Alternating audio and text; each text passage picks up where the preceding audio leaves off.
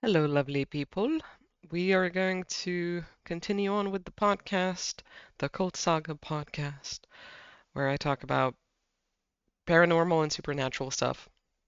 And we're going to talk about dreamscapes and dream realms and just dreaming a little bit. I'm going to talk more about how you can lucid dream in another episode. That's going to be a separate conversation. If you Yeah, if you're wondering why the last one was kind of like a blip in the middle, I just got guided to do it. Yeah, I just got guided to do it, and I didn't feel like splitting it up. And yeah, it's very super long. Most people might not watch it, but it's fine. So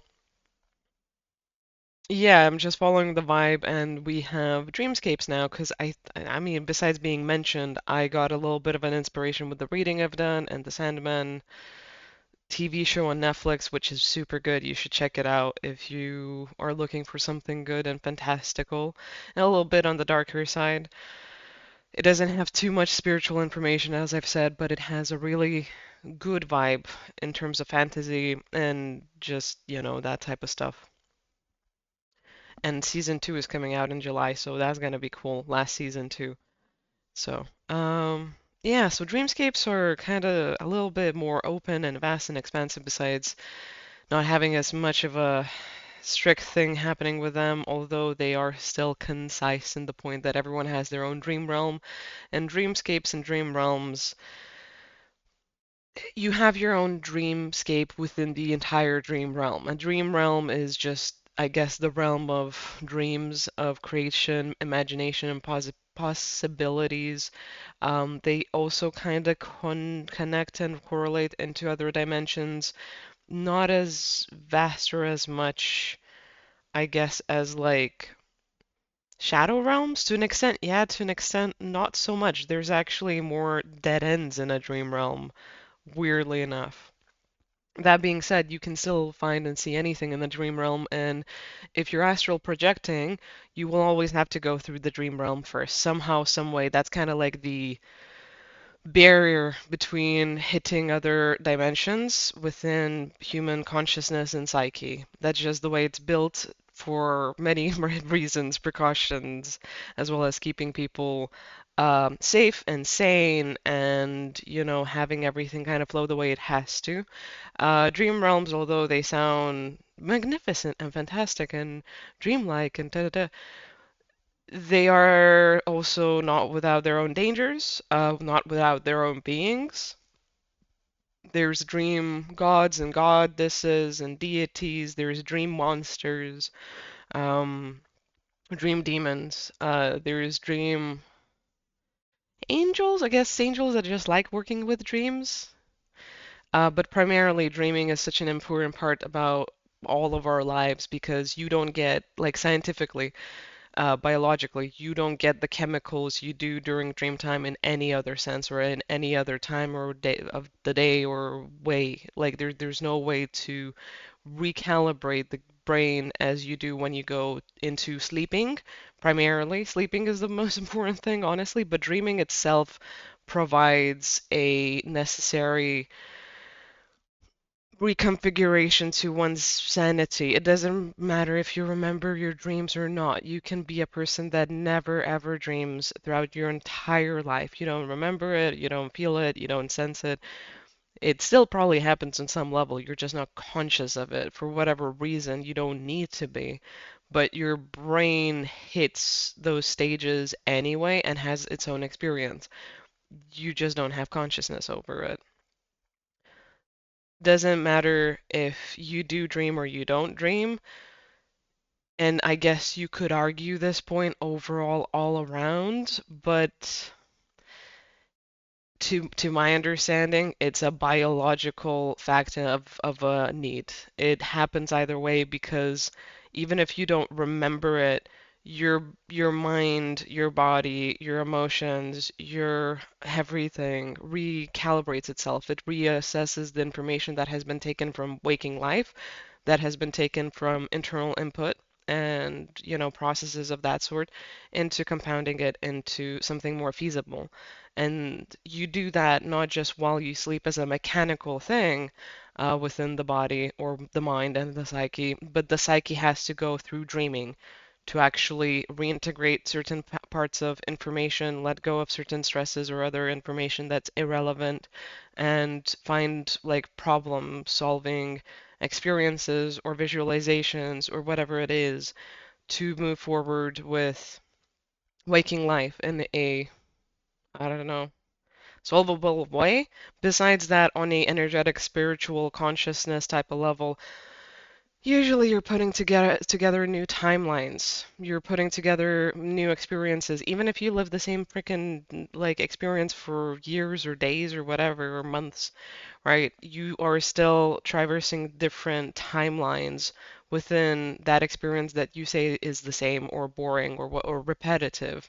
It doesn't matter how long it goes for, you are reassessing which aspect of your psyche, your soul, or your energy or your experience you are basically like diving into. And every time you go to sleep, the dream realm is where you're going to do that. You're going to have guardians looking after your dream realm most of the time. Most of the time. There's also like exceptions to everything. Spirituality isn't a one-track thing, even though some things are set up that way, they don't necessarily have to follow that narrative because of different soul experiences, interpretations, relationships, everything when it comes to oneself, the world at large, and these beings and energies and individuals. So, with dreaming, you do have guardians, or are supposed to have them. You are a person that goes and either brings back information, depending on your soul's age, you're doing different things. Really old souls, most of the time, all of them are dream weavers. They can go in between of other people's dreamscapes. They can astrally project into other dimensions through dreaming of any sort. Lucid dreaming is also a possibility to do that with. I haven't experienced that. I wish I could. I think there's a reason why I'm not allowed to do that. Um, we'll delve into that in the lucid dreaming episode. But besides that, if you're younger, you're usually bringing back information into your oversoul. Older souls do this too, is just like younger ones don't necessarily have the ability or the right to go into other people's dreamscapes. Like you're not, guiding people there or helping them or anything. And you might cause trouble if you just go on and do whatever the hell you want to do in other people's dreams. It's kind of not really allowed for other people to fuck with other people's dreams. When you're a psychic, it's different, but we're talking about people that don't really have like psychic experiences or don't believe in it or don't like they would freak out if they were open to those type of, communications and experiences. Not to say they never have it. There's still, random occurrences of all sorts within experience of life, but mostly they're gonna have to just go bring back some information to the oversoul. They're gonna meet their guides and ancestors. They're gonna just be shut down somewhere in their dreamscape or a void-like experience, so they can process and digest information and reflect. They put in some requests on what they want to experience and do, and then they just come back into waking life, and it's kind of like the same old, same old. But it is a process of like going into your own psyche or into different pockets of spirit for the purpose of like growth and putting together information in a cohesive way so you can have a more, like comprehensible experience that works for you. Um, Delving into one's psyche in different fragments and aspects is the most important part about dreaming. It is where so much healing happens, so much reworking of trauma and understanding your own self and perspectives and identifying certain feelings and even yourself, your identity, like realizing who the hell you are as an individual or a person. That's where it happens. It is in dreams. That's where you constantly are like ticking away at your whole entire psyche, unconscious, conscious, different life experiences, emotional responses, emotional like what do you call it? Repressed, experiences, mental blocks, like that's where you traverse it. You can do it in different levels, in different intensities, and in different like I don't know, stretches or stages of your life. If you can't necessarily like, surf it yourself, you're gonna just have it like set up in a particular way for yourself, because other people learn how to lucid dream and they just go on a whole freaking thing, and they're meant for that, but other people aren't allowed. You might eventually get banned from it because of some reason. It's not because you're getting punished, it's because it might have gotten a bit too volatile with you being incarnated and you then doing some willy-nilly stuff while you're dreaming. And it's kind of like, okay, we need to leash you a bit. So it's not anything against you. It's just the way it has to be, for everyone's safety, primarily your safety. Um, there are, yeah, goddesses and beings that are overlooking the dream realm, supporting it, protecting it, taking stock of certain events. Usually, you will have people and beings responsible for you, but also we are exposed to certain experiences so you can figure them out and heal. So, having nightmares is quite normal if it's not you just going over your own repressed emotions, mind blocks, and trauma and other things. It might be you working through something within ancestry and your lineage, and figuring out like genetical or generational trauma and blocks and oppressions and neglect and abuse. You could be one of those people that just goes and heals like the whole entire lineage through your dreams.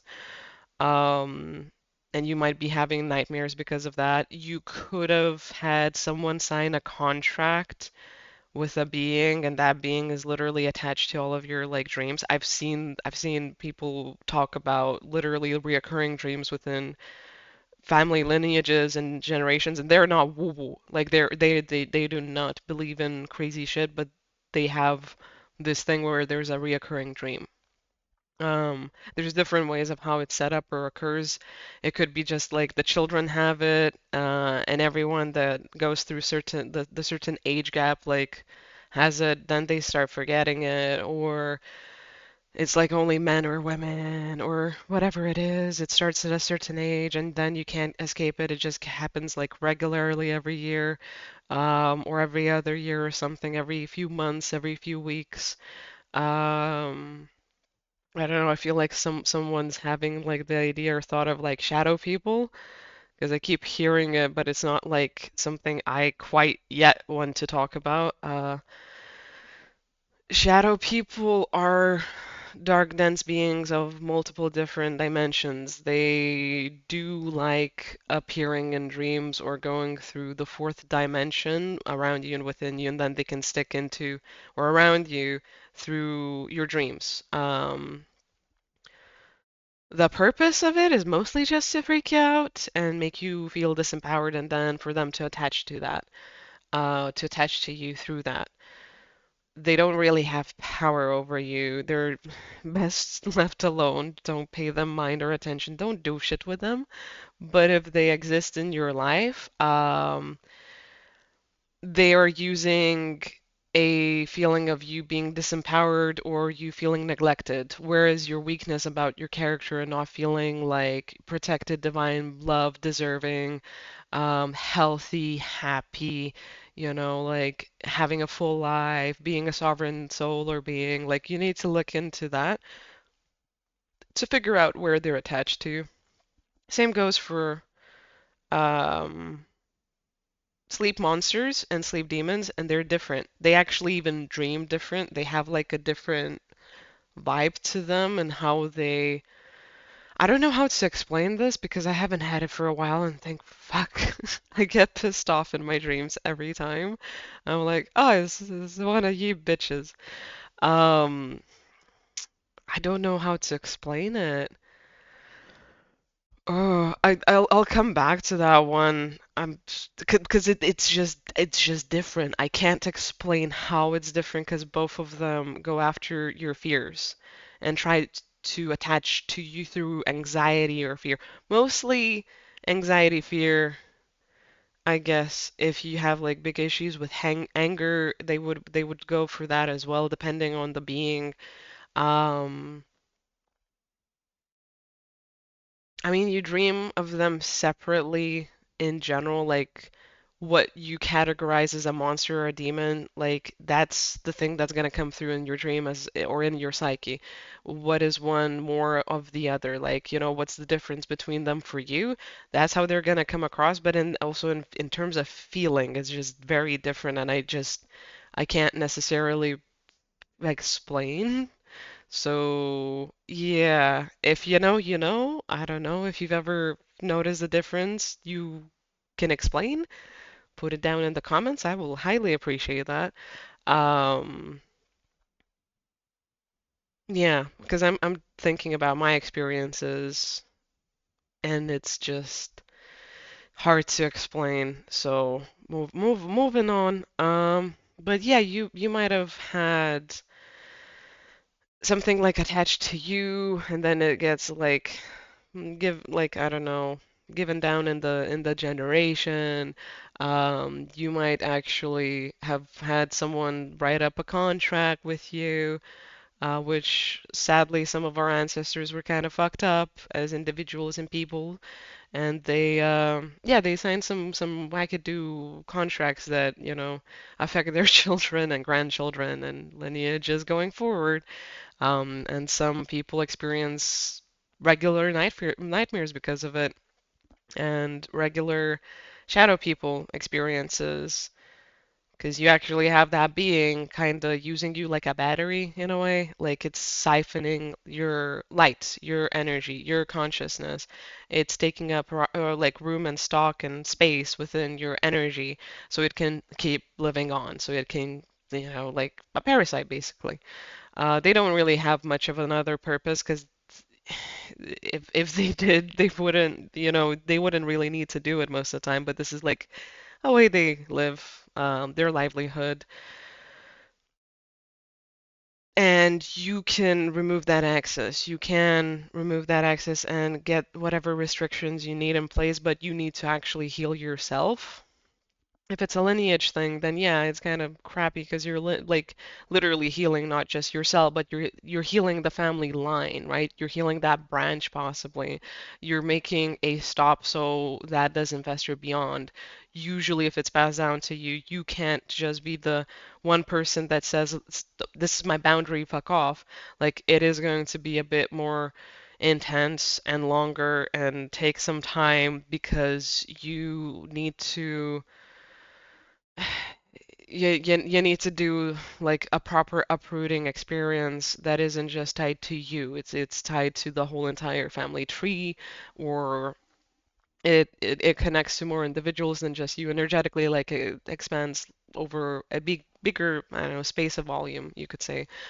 So yeah, yeah. But anyone can get rid of one.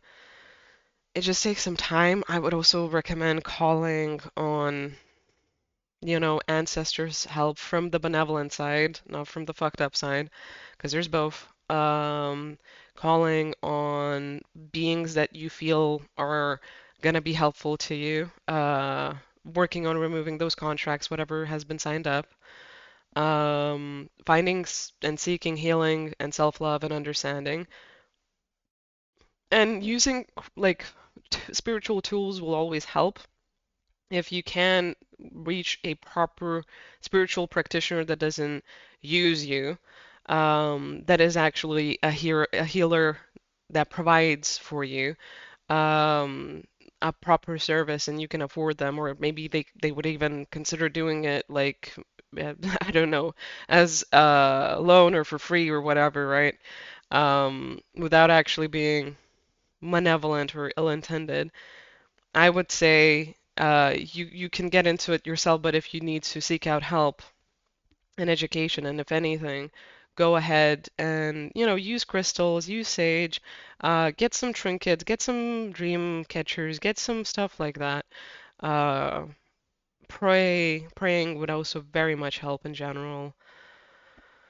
Prayer is one of the like more stronger things in general, but using mantras and affirmations, reprogramming your mind, stuff like that, getting more aware within your dream realm in general can be useful. So trying different tricks and tips within the dream realm itself, because the thing is, you are in charge of your dream realm. It's kind of like when we're incarnate in our lives. Yeah, stuff happens, life occurs, and there's stuff that is out of our controls, but ideally, the point is, like, we are sovereign beings of our own. We are God-given, we have our own God-given rights as souls, and we are the people that actually experience life here and focus on soul's evolution and development of light. And we are light, ultimately. If you kind of don't believe in that and you're sulking in darkness and all of that, like, dark stuff matches your frequency or resonates with you, it'll stick to you easier.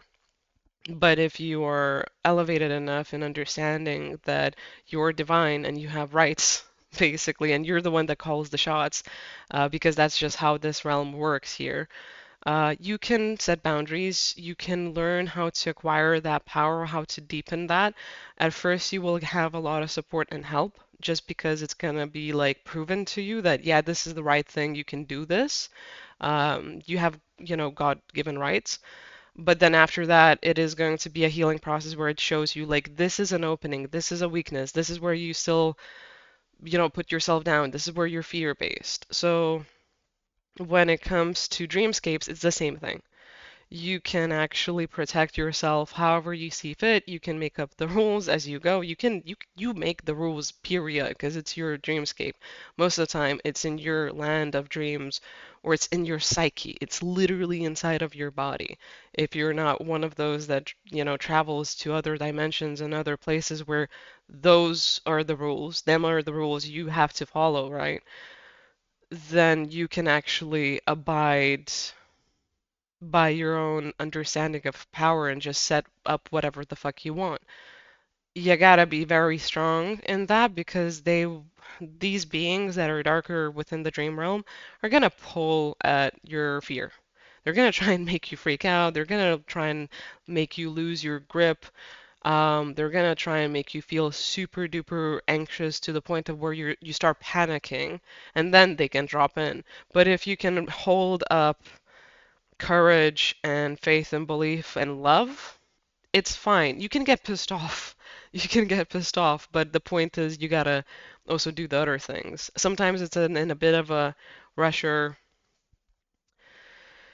might feel a bit stressful, but ultimately, if you're keeping your cool, you're keeping your cool type of thing, right? And it is your domain. You can keep the boundaries, you just need to reaffirm them properly. They don't like love, they don't like light, they don't like peace, they don't like tranquility, they don't like that being reinforced and those type of things like being put across. So, for example, I had this really weird experience. I've had multiple demon dreams, but this one was, I remember waking up in the middle of it just because before I actually was waking up, and I was in this dingy ass second floor of a house. And I was in one of the rooms. It was literally like The Exorcist, old style house. There was wallpaper, but it was kind of like falling off. It kept falling off. And I looked around and I can't remember who it was. I knew it was my guides though. Everyone was like freaking putting the wallpaper up and they were just like doing the thing. I don't know, gluing it on. And I was feeling this presence trying to get into the house from outside. And I'm like, motherfucker. I was so pissed off. I was like, I just wanted to sleep. I'm just gonna wake up now. And before I do, I need to do this shit. Like, no, you're not getting in. No, you're not allowed here. Get out, get out, get out. I am safe. I am sovereign. I am, of love.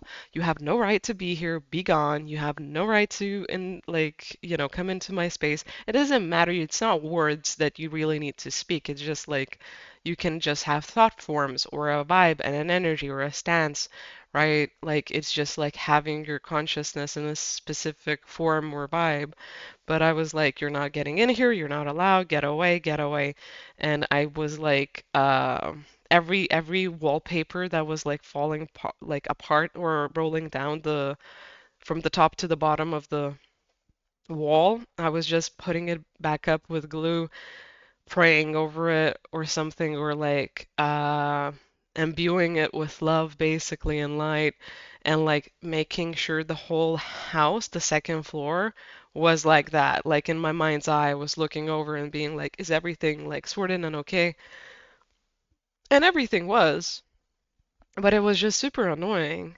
Because I was like, I know there's reasons on why I was annoyed. I can't remember now. I think one of the things was like that particular demon was actually attached to a person I spent time with, and I got really pissed off that just because I wasn't giving 1111 as I'm saying this, so that's kind of funny. Just because I wasn't giving that person attention no more, because I realized some things, like this particular attachment being a bit of a part of it. That attachment got freaked out so much it got pissed off and tried pissing me off, and it kind of succeeded, but not enough to actually come in and do anything. There was a big gap still between my space and it trying to come into my space, but it was a case of like I could just feel how much fear it was trying to rile up within me and how it was trying to break down my confidence or understanding or just trying to make me afraid, How how a person might try and do that to you instead of like letting you stand confident in your opinion or perspective or um, whatever it is, right? They're gonna try and assert their dominance and assert. Demons obviously do it way more intensely because that fear is so loud, like it starts ringing like a freaking church bell you're under. Um, so yeah, it's a case of like be confident within yourself and understand that you set the rules, you have rights. And even if it's a contract that you're breaking through from your family's lineage, you can rip up that contract because it doesn't have shit to do with you. You were born, the contract probably expired with that person to begin with, and then no one did anything about it. Like they didn't do the work or something else to eliminate it, or there's just like loopholes in it that you can secure through going your journey, whatever that is.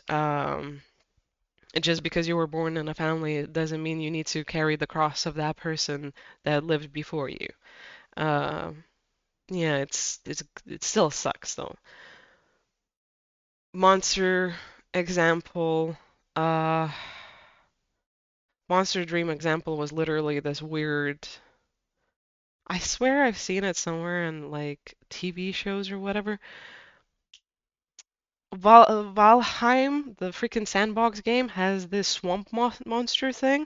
That's actually the closest I've seen, and I've seen this thing more recent than the actual dream I've had. The dream was just the dream, so it didn't come from the video game. Even if it did, the feelings were so intense and real, like that it was a real astral experience. You know that it's not just in your head because you might wake up with physical ailments, physical symptoms, physical emotions or mental obsessions, scratches, stuff like that. Scratches mostly are demons though, but I don't know. Bumps are also kind of possible of both categories. But yeah, it was like this blob, this just black blob, big blunt motherfucker that is the size of almost like a room, like a whole fucking big proper room. And it had these, it was just a glob of its own, but it also had like glob-like many feet and arms and legs and whatever. And if you've dreamt this, it's because there's many beings like this. They're kind of like, I don't know. I don't know what they're called. I just know that they're like a collective of beings that exist. It's kind of like, in the animal kingdom, this animal exists. This is the same thing. Dream Realm has different beings, and this is a dream monster that you can experience. Anyway, monster type of it, I don't know the name of it. It was just this blob with blob legs and blob hands, and it had me. It actually like had me in its hands, and it was thrashing me around and like smacking me around. Um, and it was trying to make me panic, basically. I was so full of anxiety and annoyance. I usually get annoyed or pissed off when I'm encountering these beings because I'm like, you serious? I was having a good dream before you showed up. Like I was fine. I was fine. Why are you here? Um, so I honestly was like annoyed because it got so like it gripped me. It got me. It had me in its hand. It was actually making me feel a lot of anxiety. It was like the anxiety was everywhere in my body, but it just didn't get to my core. I was just swearing inside, and I was like, okay, okay, how the fuck do we deal with this? Same methods work. Um, I think I was trying to force it to let go of me or open up or let me go and whatever. And eventually I started repeating the point that you have no power over me. And I was just giving myself love and repeating the point that you're gonna be okay, everything's fine. This shit doesn't have power over you. It's just annoying as shit. It's just annoying as fuck. You're gonna be fine. Let it go, let it go, let it go, and you let me go, let me go, let me go. And yeah, just focusing on self-love and like soothing myself however you can in a situation where you're being like flipped around all the fucking way by a monster. But yeah, eventually it cracked, like its grip kind of cracked. It couldn't hold on to me because I was kind of like, you have no power here, leave, let me go, da, da, da, like all of these commands of it being shit and you going away and getting the fuck out. That eventually its grip cracked and the anxiety completely left and subsided. And it kind of let me go and lunged back a bit because it was now a little bit cowardice and it checked if it could lunge me again and make me afraid again. But by that time, all of the anxiety it had around me subsided. It went away. It was like a cloud that just went away completely because the fear isn't you. You aren't your fear. I know it doesn't sound like if you have fears embedded somewhere within you and you've not like faced them, it's harder. But if you know that something's trying to make you afraid and just causing those feelings of disease and unease and anxiety and fear and pain and whatever, right? Especially within your dreams, you will know to not give into it. You will know or learn if you can't, know for a fact like a proper instinct and reaction. You will know to just like not let it grip you or consume you and not make it yours. The most important thing is like not don't make it yours. Don't make it about you. Don't make it like you are it, that it doesn't define you, that you are actual like love and positivity and good vibes and good experiences and good feelings, and this shit is just trying to oppress you basically. It doesn't have to have that power if you don't give it, right? So that feeling instantly subsided. I'm like, I fucking knew none of that fear, anxiety was my shit. I was curious if you actually hit something, like if you managed to find something within, like a opening in my armor or whatever it is. And I got really, really upset. I looked at that thing straight on, dead on, and was like, okay, you're getting out of here, buddy, and we're gonna make you coward back to wherever the hell you came from. I don't know how you got in here. I don't know how you got lucky, but you didn't get that lucky because now you're gonna feel unease. You're gonna be unhappy going back to where you came from. And I woke up basically once I kind of clicked on that I'm gonna go back and take care of that thing. Like I don't know what they did to it. Grabbed on and like threw it out like a fucking mangy mutt. And it didn't feel fine because a thing like that, if you get a hold of it and you kick it the fuck out of your place, it scars it. It kind of does leave a mark on it because it's way more insecure and meek and weak than it looks. If you give in to the experience of the fear, then yeah, it can do a number, it can do some damage. It can be a little while before you come back from it. But even then, like some of the worst case scenarios, I know people have recovered from them in 2 weeks and 2 months, right? If you've had it as a reoccurring thing for years, it could be really scarring. But yeah, that's just recommendations for people that go through like severe nightmares and bad stuff, and you might ebb and flow in this ocean of dreams into darker spaces or explore darker spaces and places, or have beings kind of like try and get at you and lunge at you and attack you. Thing is, in your dreamscape, you can set up boundaries, you can set up wards, you can set up protections. Getting aware of who you are when you dream is very important, though. Understanding how you process, how you work, what you think, how you move, right? How do you become aware and lucid? Do you try controlling dreams? That doesn't always work, honestly. You need to know how to flow with dreams, not how to control them. We'll get more into how to use your dreams in lucid dreaming episode, but you can also set up timelines. Deja vus are literally you having achieved a certain mark in a certain timeline that you were already managing and creating in your dreamscape. The best result for you managing like real life timelines and experiences in dream realm going into real life is if your real life experience has gotten better, has improved. So the deja vu feels like it's happier, lighter, more of love, more of honesty, more of truth, and just overall improved. So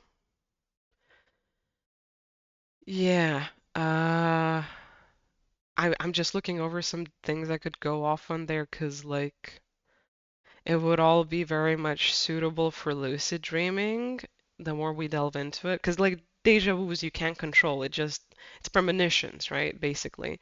You have them, then you live through life and they occur and you're like, fuck, that's a deja vu. Some of you might remember your deja vus very clearly. Others have this feeling and that's it. And it's like you can't really pinpoint anything. It's really good to get into divinating your dreams in general. Figure out how your psyche speaks to you. Figure out when it's astral experiences or meeting other people for real, and when you're just dreaming of those people. Because it's different if you're really meeting them in the dream realm and if you're just dreaming of them. And why is that? Is that coming from you? Is it you picking up on them trying to come to you? Why, why? How is that happening? Because there's different ways of how it's gonna appear and happen. It's not always one thing, not even for one person when it's usually a certain thing. There's always gonna be an exception or multiple. Yes, you can communicate within dreams. You can set up multiple timelines together. Um, Weird. I don't know why the topic of dream sex came up. I'm gonna leave it because I don't. That's a whole thing. It can be many things. It could be positive or negative. I don't really condone experiences in the astral that include either sex or drugs. I would say steer clear from that. Don't do it because it's dangerous. Even if it's alcohol, don't do it because you don't know what actual energy you're ingesting or consuming or experiencing and how it might carry over to your waking life. Doesn't matter who you're partying with, if it's like a high-end realm being or whatever. Also, usually your ancestors and guides aren't gonna be like, yeah, go party and just have fun. They're probably most likely gonna be like, you need to chill. You need to not do that. It's dangerous. It has its own. There's cautionary tales. If you get into it, you realize real quick it's not what it's like all gossed up to be. Usually you lose. You don't really win in those experiences. If you want to get drunk, I recommend doing it in real life. 'Cause at least then you're not risking certain things happening to you.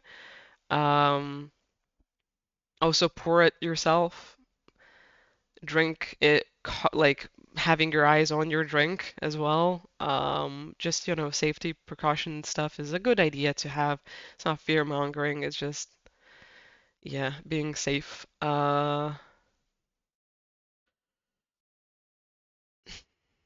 Having conversations with people that, like beings that are on the other side or actual like family members or people, whatever, friends or other that have passed on is a really important experience, I want to say.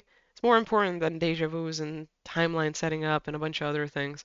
Because it's special and it's rare and it's happening for a reason to have closure or to have significant divine communication that is like an intervention. When it's a passed down loved one, it's literally them providing some type of closure and wisdom, and if not, worst case scenario, if they were an asshole, they're literally showing their colors, and you can see from that interaction if they're still attached to you and are gonna try and impact your life in a negative way, or if they have no power over you, because even as a family member passes on, they might still have a impact on you that isn't desirable or is actually guiding and protecting, vibe. So it's kind of important to see what they have to say and how they have to say it, because they might also give you some wisdom for going forward in life, or give you a sign if they're going to stay around, or if they're going to be someone you want to keep away and be mindful about, especially if you're going to be dreaming or other things.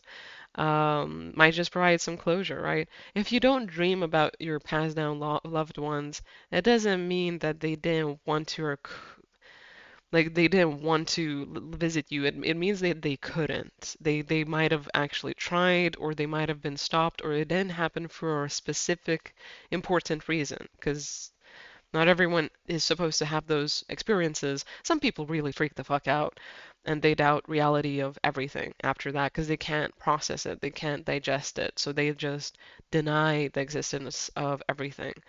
Um, yeah.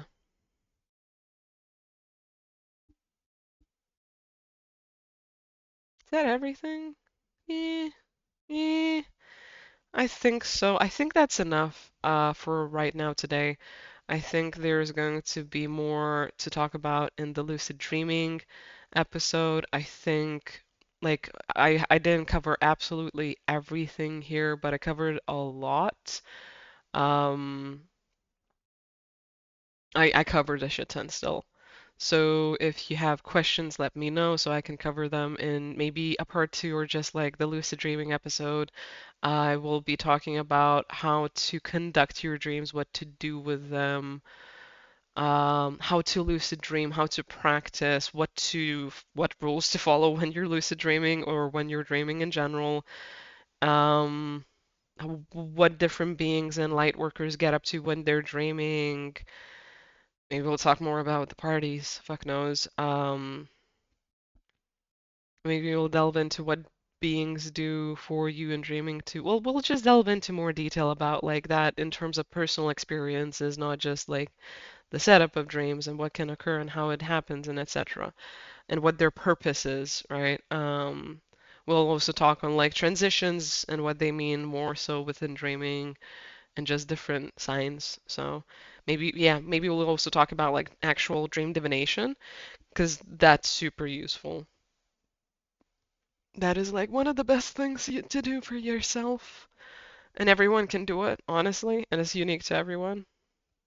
So, yeah. And there's nothing cooler than dreams correlating with your waking life. Kind of feels like a Google moment, except in real life. I mean, a lot of spirituality can feel like you going through your waking life and being like, you can Google some weird mystical spiritual shit and then be like, what the what? So, yeah. What else? I think we're good. My guides are being like, nah, you're good. You can go, girl. So I wish you luck. I hope you have sweet dreams. I hope you have good dreams. I hope you are protected within your dreams. And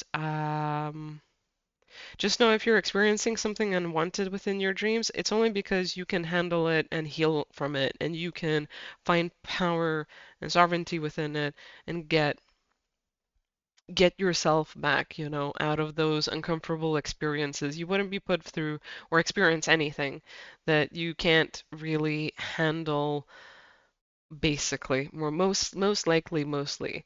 And even if you think you can't handle it, you definitely can. It just might be a little bit harder for some people than others. And you can always seek guidance and insight and try out different shit until something sticks. Why not? Why not? So. I hope you have a good one. Thank you so much for listening to this episode. I appreciate your presence, your time, and your energy, and I will see you next week.